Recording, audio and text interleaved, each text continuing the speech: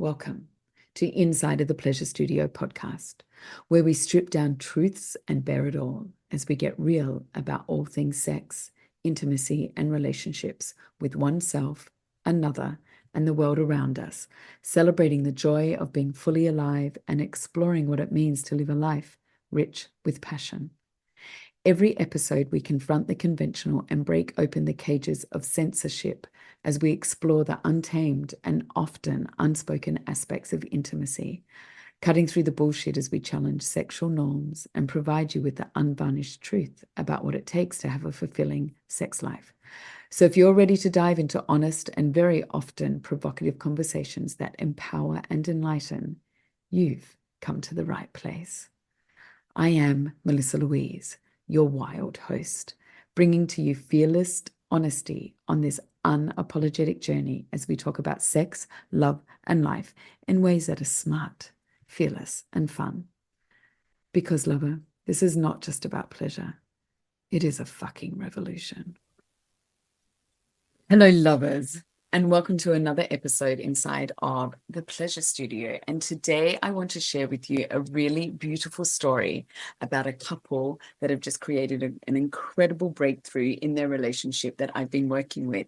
Now, I have permission to share the story. I'm not going to be sharing their names, but I really want to bring this to you, to my audience, because what I see so often, and also, it's not just seeing it in my clients and in the world at large when I'm speaking with people, it's also very apparent, in my loverships and my relationships as well. And this is what we're always navigating, which is, what does something actually mean to us? Now, we can say a word out loud, and that word can have this whole picture of what it means in our system if we have something. So, for example, I'm going to use the word peace because it comes up in this example. So the word peace to me can mean a whole list of things, but the word peace to someone else can mean and create a whole different experience. And it is this peace that I see that gets in the road of couples over and over and over again because of the assumption that happens when words get said out loud, or an ask is asked to be met, or a request is asked. So when I work with couples, I create this incredible communication container, which is from Accelerated Evolution. I'm an Accelerated Evolution coach as well, which has really changed the game of how I can support my clients. But there's a communication tool that I use that places the primal brain down into safety before communication. Now, our primal brain is it's only looking out for three things, and happiness is not one of these three things. Your primal brain is always making sure that you're going to be safe. And being safe means you're not going to die. So that's what the primal brain is working towards. So it needs to know that it's loved, and loved is being accepted. So therefore, you belong. So if you are loved, if your brain gets to experience, oh, I'm loved, I'm accepted, therefore I belong. It's like, okay, now I'm safe. And from this place, we are able to communicate really, really well because we feel really safe, and we feel like we belong. And so we have more confidence to share the truth. So in this example, and when I work with couples, for me, what's really profound is I work with them individually, on opposing weeks type thing. And this way also too, when we're not in defense, when we're not trying to be heard, what I experience is each individual is able to share a lot more from their heart. And also curiously, what I experience when I'm speaking with one person on their own, I've been asked this, oh my God, if you just get the individual, they just sit and talk shit about their partner. No, they don't. What I find when I work with individuals, they do speak about what is really painful for them. And they also really self-actualize on what is their part, what have they contributed to that. Whereas when we're in a dynamic of two people, there's a lot of defense. And so a lot of that truth, a lot of that realization doesn't get spoken out loud a lot. So that's also why I love working with couples individually, like on a leapfrog type agenda. So I was asking this gentleman about one is the deepest desires that he has to feel in his relationship. Like, what was really important for him to feel? And the answer for him was peace, which is really beautiful. Now, when I asked her in her session, her deepest desire and craving was to feel really safe and seen, to be turned on.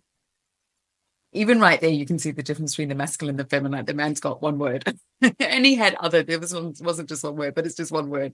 Whereas for her, it's this explanation, which is really beautiful. It's how we are. So, and I knew from having, spoken with her and knowing a little bit about her, that this word peace, just hearing it from her husband just that way, would be quite button pushing, because she's wanting raunch and she's wanting to be more deeply intimate and have more touch. And so this word peace in that scenario could quite likely, create, having her buttons pushed and a bit of a shutdown and an annoyance, because to her it would feel like it's a real pendulum swing. She wants raunch, he wants peace. So by setting up this container where the questioning or the communication begins with, what they love about each other, which creates, this beautiful knowing of how in love they are with one another and why. Then what they agree on, this absolute belonging. When it comes down to sharing, the nuts and bolts of what we're there to communicate, what I really got him to do is share one of his needs is to feel peace. But then the next part of that is what that looks like and what it provides. So now we have a deeper story, and this deeper story can be shared with ease and confidence, because the other person, like, she's sitting on the other side, knowing that she's completely loved, knowing that she belongs in this relationship because of what occurred beforehand. And so it's also very, she's in a space of peace. She's in a space where she can receive it and wait, because this is the other thing. When we're speaking to men and we ask them a question, waiting, counting to 12, counting to 20, whatever number, until they continue, because a man will always tell you when he's finished. Yeah, that's it. That's it. And often women don't hear that from men because we speak over, we're nervous, or we feel like we've asked the wrong question, or they haven't heard the question, because we have a very different way of communicating. So in this container where this beautiful gentleman got to, share with this beautiful woman what he really wanted, what he really desired in relationship was peace. But then when, I invited her to ask him, what does that look like to you? And he gave a list of the different ways that he feels peace and the different actions that create peace, which also for her was surprising. There was things in there that she didn't realize would create peace, or that actually meant peace. So he got to really share, this is what peace looks like. But then the next part was what it provided for him, what he could do when he had peace, what that meant for him, and what came out for her to hear. And most of this stuff were things that she hadn't heard from him before, and she hadn't realized meant so much, which is where a lot of the rupture was happening between the two of them. It's a two-way street. There was things for her as well that he hadn't heard and didn't realize, and we'll get to that in a moment, where he was able to share that when he feels this sense of peace, and when he has this peace, of how much strength that actually gives him an impetus. If that wasn't a word he used, impetus, it's the way that I interpret it, impulse, or the ability to go and provide and do these things for the relationship, which is, of course, what she's wanting and desiring. And so understanding what the word peace means to him, as opposed to what peace, evokes in her when she's on the other spectrum, in her need of like raunch and roar and more. The peace felt very watery to her until she was able to understand what it meant and what it provided. So on this side, when it was her turn, her need for safety and to be seen creates the environment where where she can just surrender, where she can open, and where she can sort of really be in her wild self in the bedroom, but also in play. So what's been shutting that down for her has been the feeling like she's not being seen, feeling like she's not really safe to share just her wild thoughts and share things that she wants to share.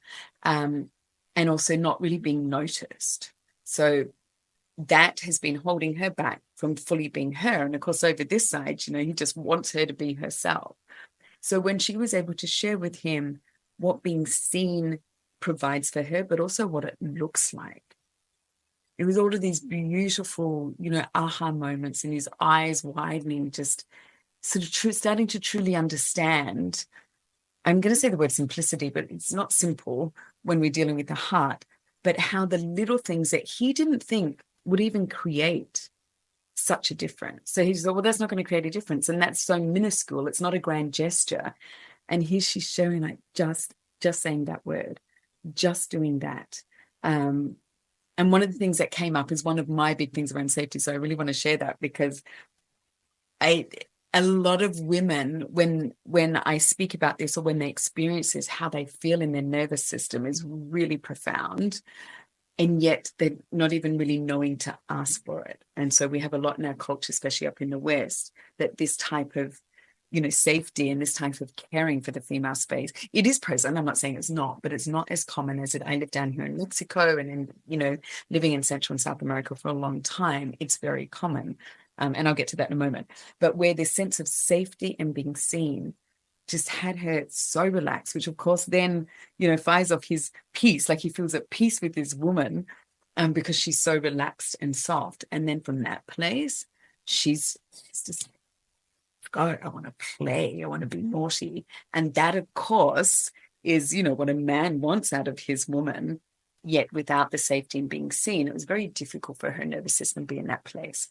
So before I go into this beautiful example, which if you've been in my field for a while, you would have heard it before, but I love sharing it because it is so profound and it's really potent. But these questions of what does that look like to you? What does it provide?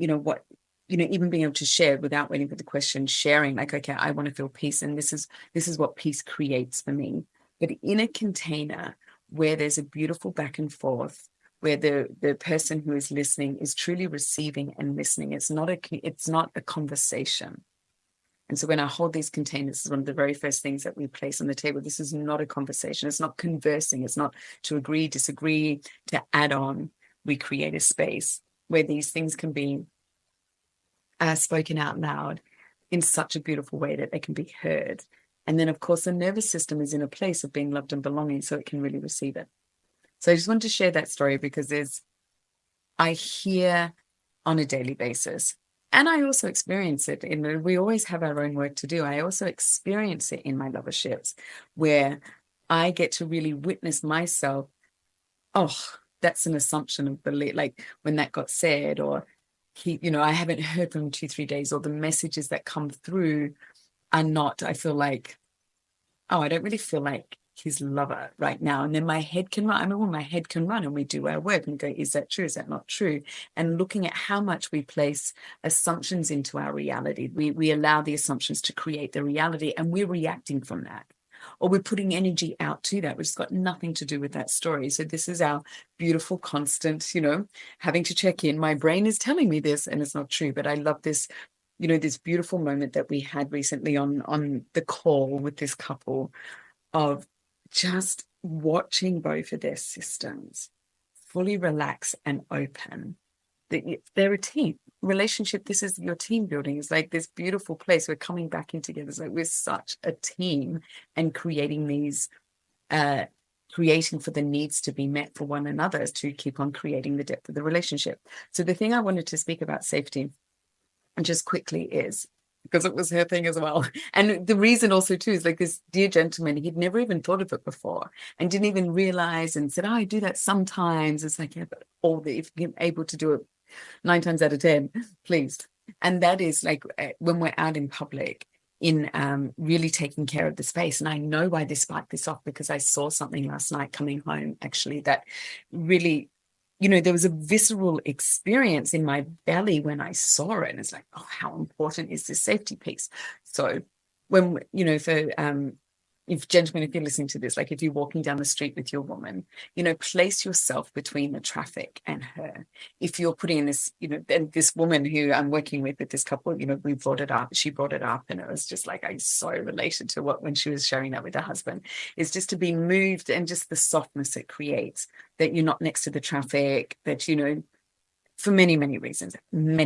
And, just noise and smell is not just one of them, but there's, about safety, about really feeling contained to walk and lean into your man, and you're not having to navigate. Our brains don't have to be on. And so this piece that I saw last night that really created a contraction in my belly when I saw it was this couple had obviously picked up an Uber, had called an Uber, and the Uber had arrived because it was a car in front of us. We had to stop in ours behind. And, the gentleman out of the couple just opened the door and got in and had to crawl across, to shuffle across so that his partner could get in. And so this moment where she's left standing alone on pavement. Now, for some of us, we don't even give a second thought to this, but it's a woman that's open to the public. It's also the rush for him to get in and not take care of that space. Now, many people are not raised to take care of that space. And I can also hear, and I know, and I've worked with men who have women who really reject that. And I also have worked with women who reject that. And we get to do the inquiry of what it means to have that space protected, or to be strong enough, not strong enough to be, I'm independent and strong and I can look after myself and it doesn't matter, I can be out. And these are, I was going to say semantics, they're not semantics. It's looking at checking into your nervous system. How soft and relaxed is your nervous system in that state? And also, is there trying to prove something? And I always invite my clients, women, to give it a go, ask the question, and just do that practice for a while, do it for a month and see how you feel.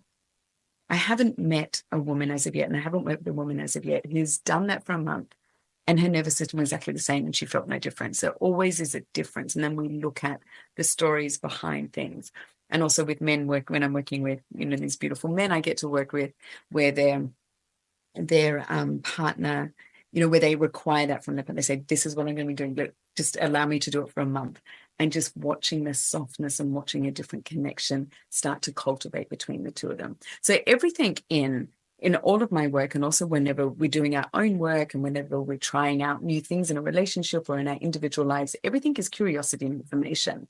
We are giving something a practice, a go, give it a go. It's my Aussie, give it a go. We're giving something a practice to see how it shows up in our nervous system, to see what becomes different because of it. And some things we can just let go. It's like, it doesn't need to be. I don't need to practice that. It doesn't work for me, or I don't need that. I'd rather put my energy and my focus into, let's pivot and do something a different way. So everything is curiosity and information.